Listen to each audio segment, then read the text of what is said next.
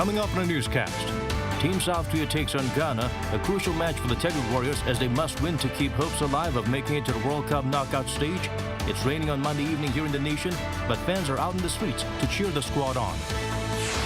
An ambitious step towards the moon and Mars. President Yoon unveiled the blueprint for South Korea's own space journey for 2032 and 2045. Negotiations between the government and a group of striking truckers ended in failure. President Yoon plans an executive order for them to return to work.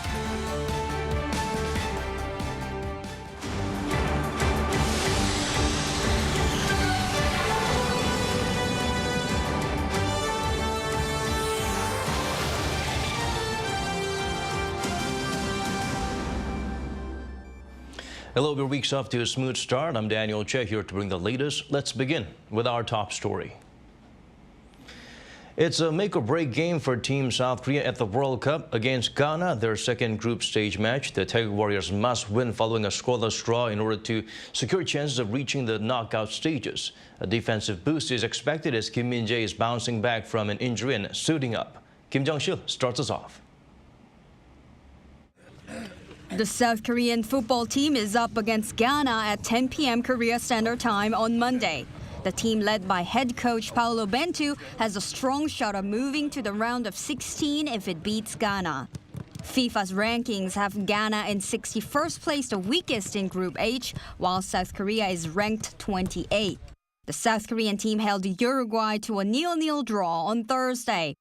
Captain Son Heung-min, who played against Uruguay wearing a protective mask, said Ghana's fast speed is something to look out for. After the game with Uruguay on Thursday, Son told reporters that since Ghana's players are very fast and strong, the South Korean team will have to give it their all in the game. Ghana lost its opening match 3-2 against Portugal, but still put in 2 goals. The African side will be as desperate for a win as South Korea on Monday night for the best chance of reaching the round of 16. After the game with Ghana, South Korea will take on Portugal in the final group stage game on Friday local time. Kim Jong-sil, Arirang News. Staying with the World Cup fever, football fans around the country are waiting to cheer on the Taeguk Warriors. It's raining in Seoul, but fans are already painting stadiums and squares red. Our Ishiu is standing by at Gwanghwamun Square right now. Shiu, how are things looking so far? Daniel, the cold and the rain cannot stop these Red Devils who've been out here since late in the afternoon to cheer and sing for South Korea. And tonight, the police are expecting around 39,000 people to come out to 6 squares and stadiums around the country to cheer for Team Korea. Of those, around 30,000 are expected to be here at Gwanghwamun Square. That's 4,000 more than the number of fans who actually gathered here last week for South Korea's first match. But the Red Devils have said they expect only around 8,000 to 10,000 at the square due to the weather. Regardless of numbers, there is no doubt the square will be filled with excitement. Take a listen to what the fans have to say. It's raining hard and I hope that it will be raining goals and we pick up a good win. I hope Team Korea wins tonight so we can move on to the round of 16. Meanwhile, up to 30 millimeters of rain per hour and heavy winds are expected tonight in central regions. So if anyone's still looking to go out to street cheering events, please make sure to have umbrellas and raincoats ready. Looks like we'll need more red umbrellas or red raincoats out there. Rain or shine, they are revved up and energized to cheer on the Taeguk Warriors. Shio, what can you tell us about, of course, most importantly, safety measures? That's right, Daniel. Even more so than the last time, the city, the police, and the Red Devils are making sure that no safety incident happens tonight. The Red Devils, just like the last time, have cleared passageways for police cars and fire trucks to pass through in case of emergencies. They've also installed additional screens for people to spread out more. As for the police, they have dispatched over 150 police officers and 12 teams of riot police to Gwanghwamun Square alone. Around the country, over 300 officers, 14 teams of riot police, and 32 special assault commando men have been dispatched to public cheering events. This is much more than the number of people dispatched last week for South Korea's first World Cup match against Uruguay. Daniel? All right, Shiu, thank you for being out there for us. We appreciate it. Moving on to other stories now. In 5 years, South Korea aims to develop a homegrown rocket and send a spacecraft to the moon within 10 years to start exploring lunar resources. President Yoon Suk-yeol laid out a roadmap for a future space economy. The goals include landing a spacecraft on Mars in 2045 on the nation's 100th Liberation Day. He believes the industry will be key to future opportunities. 우주 강국을 향한 우리의 꿈은 멀고 먼 미래가 아니라 우리 아이들과 청년들이 가질 기회이자 성취가 될 것입니다. 우주경제 로드맵을 통해 우리의 경제 영토는 지구를 넘어 달과 화성으로 넓혀갈 것입니다. The roadmap includes 6 major policy areas, including nurturing space talents, enhancing space security, and becoming one of the world's top 5 space powerhouses. Next year, the government aims to launch an aerospace agency similar to NASA, one of Yoon's campaign pledges. As unionized truckers continue nationwide strikes, the government signals a stern response and zero tolerance. The latest negotiations fell apart and President Yoon reviews announcing a return-to-work order. Kim Min-jae brings the updates. President Yoon Suk-yeol is to respond firmly to the nationwide walkout of unionized truck drivers. With the strike entering its 5th day on Monday, a senior presidential official, Kim Min-jae, said that Yoon could approve an executive order at a cabinet meeting scheduled for Tuesday, forcing the striking truckers to return to work. President Yoon also said the rule of law on labor management relations should be firmly established regardless of which side carries out illegal acts, and that the resumption of work order would be issued to the Cargo Truckers Solidarity Union. Under current Trucking Transport Business Act, the land minister can invoke an executive order against the striking truckers to return to work if a strike is resulting in major disruptions to the national economy. The order needs to be approved by cabinet, and violators could face up to 3 years in prison or a fine of up to $22,000. This comes with the government raising its cargo transport disruption warning to serious, the highest level in the 4-tier system. While pointing out that the strike is predicted to cost around $223 million per day based on previous strikes, the official said the government will respond sternly to the walkout based on the principle of zero tolerance. Due to this collective transportation refusal, only 62.4% of nationwide port containers are being used compared, and the average container movement at major ports across the nation is only 28.1% of the normal level over the last 4 days. The government thinks the logistics system, key national infrastructure, is at risk and has upgraded the crisis alert system from alert to serious as of 9 a.m. Even with a strong warning from the government, Monday's negotiations between the cargo union and the government fell apart. Talks lasted for less than 2 hours and no agreement could be reached, with differences remaining over permanent implementation of the safe trucking freight rate system and extension in item application. The second sit-down is slated to take place on this Wednesday. Kim Min-jae, Arirang News. The trucker strike that started last week has been affecting supplies of key materials like cement and steel bound for construction sites. Concerns linger on further disruptions to deliveries of consumer goods now. Lee Dae-yeon provides a deeper analysis. The cargo truckers' walkout entered the 5th day on Monday, with drivers rejecting pickups nationwide. Activity at the major harbors and logistics centers, Busan, Ulsan, and Uiwang, have dropped significantly.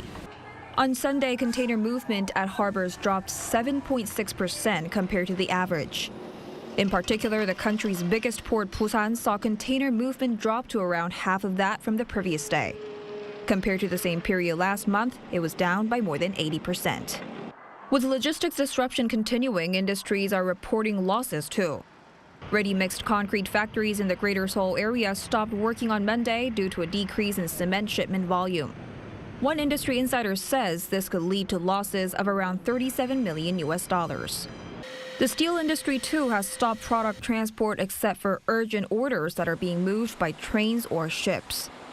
Oil companies are also cautiously monitoring the situation as some oil tank truck drivers are also taking part in the strike. One oil company official said that although there isn't a shortage of stock at the moment, they are bracing for losses as the strike could carry on for a while longer. Automobile companies are yet to report any disruptions in component supplies, vehicle production, and transport. But the factories of Hyundai Motor and Kia are saying that their employees are transporting finished vehicles to shipping centers themselves one at a time instead of transporter drivers who are on strike. The trucker driver strike has started to affect consumers directly too. Tech giants like Samsung Electronics and LG Electronics are notifying consumers who buy large-sized home appliances like refrigerators and TVs of delivery setbacks. It's also affecting consumers who have ordered products from overseas as freight shipments are being delayed as well. Meanwhile, earlier on Monday, South Korea raised its alert level for cargo transport disruption to serious. This is the highest in its four-tier system. Following this, related ministries and government officials, including the Ministry of Interior and Safety, the Land Ministry, and the National Police Agency, will be working as a central disaster and safety countermeasure headquarters. It will discuss ways to minimize the economic damage while responding to the strike. Lee Dae-hyun, Arirang News.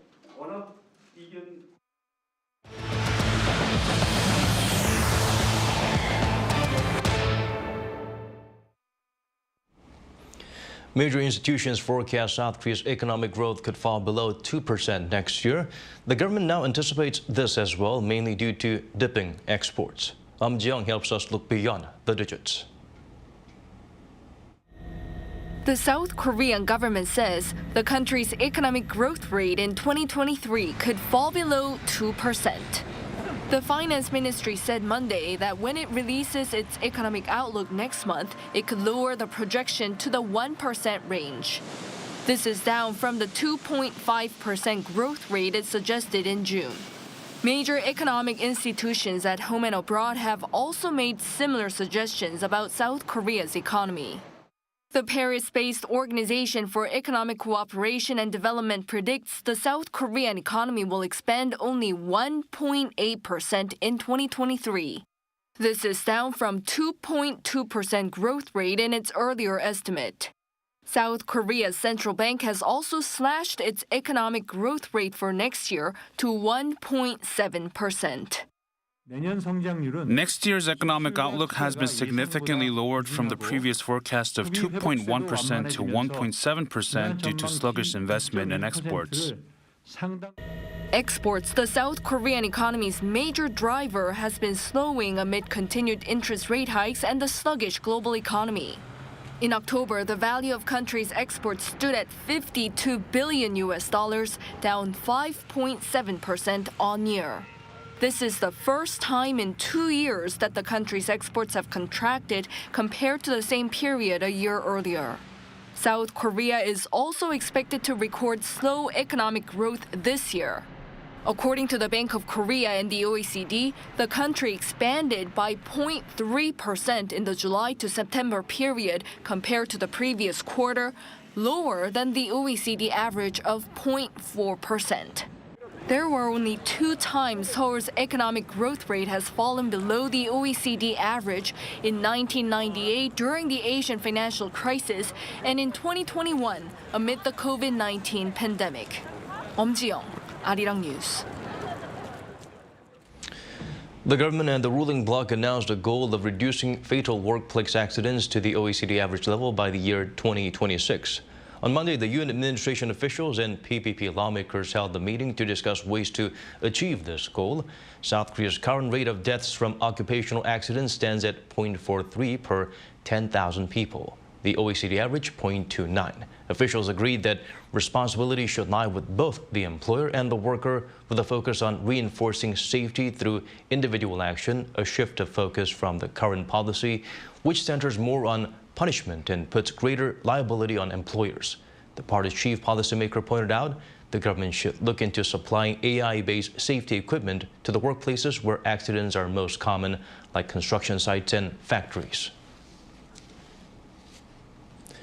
International cooperation has become more important than ever due to the COVID-19 pandemic. In line with this, South Korea hosted a meeting to address global health security, bringing together health experts from across the globe. Kim Min-jae provides a glimpse of what to expect. For the past 3 years, COVID-19 has dampened international flights and travel. But ironically, the virus has also brought the world together because it reminded countries of the importance of collective effort to combat viruses.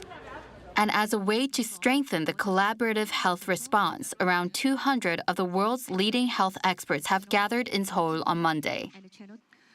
Through past experience, we've realized that an infectious disease is not the problem of one country, but a security problem of the entire human race. It was the first face-to-face ministerial meeting of the Global Health Security Agenda since the outbreak of COVID-19. The Global Health Security Agenda, or GHSA, was a U.S.-led effort set up in 2014. Today, more than 70 countries are part of the framework. COVID-19 served as a fresh reminder of its importance. GHSA is a new international cooperative organization to prepare for and respond to new infectious diseases and antibiotic-resistant biological terrorism.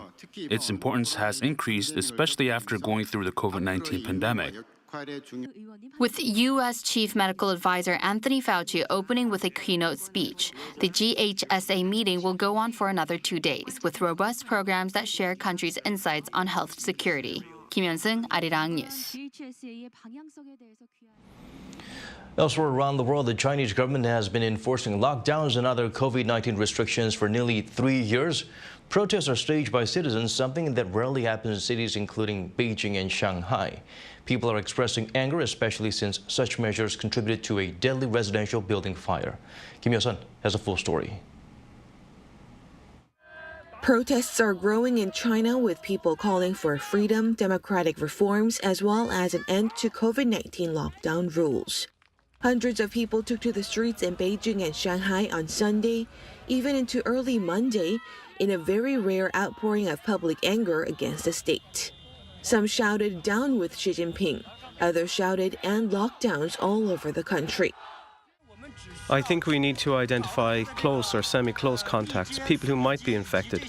We don't need this huge screening of the whole compound. It's not necessary to be so strict.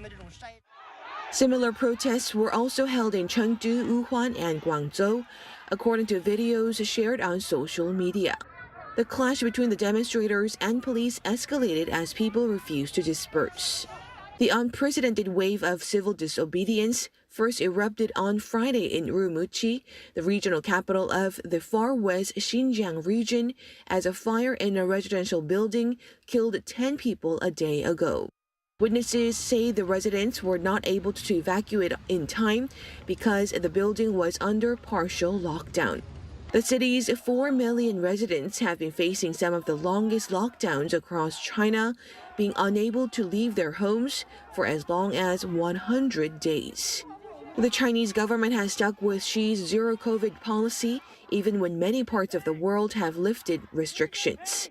It hails its policies as life-saving and essential to prevent an overload on its national health system. Kim Min-jae, Arirang News. Many people would pay good money to find a shortcut to weight loss without working out or going on a painful diet. One scientific and proven way is by taking a newly developed diabetes treatment. Experts say the key mechanism is the ability to stimulate insulin. Cho Sang-min explains further. A man in his late 30s, surnamed Kim, is considering using weight loss pills after frequent company dinners and late-night snacks. I'm working out and watching my diet, but it's tough because of my working habits. I'm considering taking weight loss pills because I'm not losing as much weight as I'd like. With demand for fat-burning medications skyrocketing worldwide, a handful of drug makers are expected to push some of their weight loss products already on the market. During clinical trials, a fat-burning drug approved in the U.S. in 2014 showed that it boosted weight loss by 8% on average when taking one pill every day for 56 weeks. An upgraded version, newly approved last year, boosts weight loss by 15% when injected once a week for 68 weeks. Interestingly, these medicines were initially developed as treatments for diabetes. but they're all waiting for approval as weight loss pills or have received it already. These medicines all play a similar role as a hormone called GLP-1, which lowers blood sugar levels by stimulating insulin release. That way, the brain releases a specific signal that relieves hunger and reduces appetite. That's why they're both a treatment for diabetes and an effective weight loss supplement. Although it may sound complex and difficult, GLP-1 is what causes the reduced appetite. The treatment also plays the role of GIP, which stimulates insulin. This has a larger impact through an effect that we are yet to find out what it really actually is. While the drugs guarantee weight loss without exercising or being on a health-conscious diet, they can cause several side effects such as nausea and vomiting. Experts also warn that people can put the weight back on again once they stop taking these weight loss supplements. 조성민, Arirang News. Carbon emissions from agriculture are often forgotten cause of climate change. One solution is using less chemical fertilizer and pesticides. An international academic conference on Jeju held talks on the use of eco-friendly microorganisms in farming. Yoon tells us more. This farm grows the premium Red Hyang tangerine breed. The fruits look like they've been growing for 5 years, but it's only been 2 years since the tree was planted. That's due to the benefits of GCMs, gelatin and chitin-degrading microorganisms. I think we grow healthy trees and are able to harvest earlier than other farms because of the use of microorganisms. This tree is only 3 years old, but already has fruit. For this farmer, it means he can harvest the fruit as early as next year. Taking a look at the roots of the tree, they are well anchored and have many feeder roots. So in this case, it makes sense when you apply extra beneficial microorganisms like GCM. So plants will utilize that very well and then produce more feeder roots, and those feeder roots will feed the plants. This is another farm nearby. Trees that had to be cut down because they suffered from disease now have new buds and are even growing fruit after being treated with microorganisms. With such success, the farming industry is looking to reduce the use of chemical fertilizers and pesticides. An international academic conference was held in Jeju Island to discuss such a future for the agricultural industry. If we can strengthen the growth of the fine roots by mass culturing microorganisms, we can reduce losses from fertilizer use. And the ability to increase yields with less fertilizer use also means a reduction in CO2, which is better for the environment. On Jeju Island, there are some 1,300 farms that use eco-friendly microorganisms that allow mass cultivation. These farms have lower farming expenses, less carbon emissions, and greater harvests compared to using chemical fertilizers. Experts in the industry are forecasting more farms to use microorganisms that benefit both the industry and the environment. Yoon, Arirang News.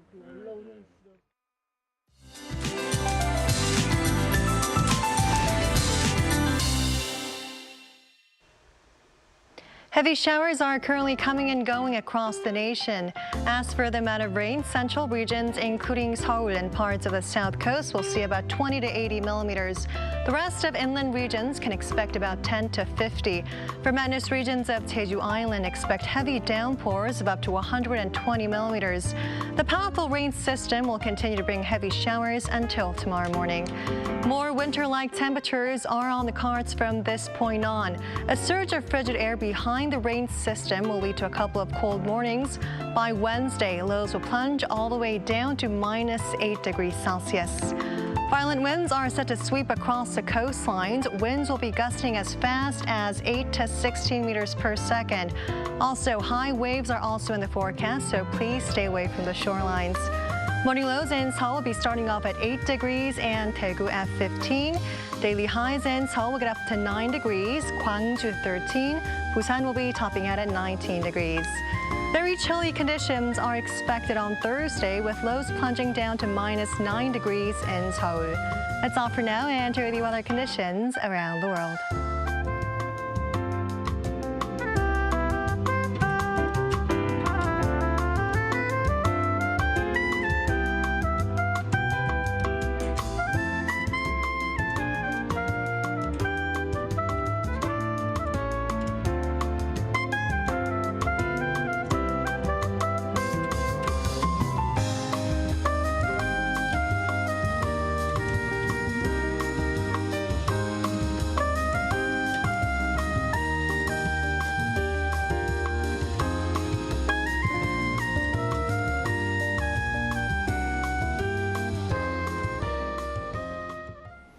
These are the stories we're following at this hour. From all of us here at Arirang News, thank you for watching.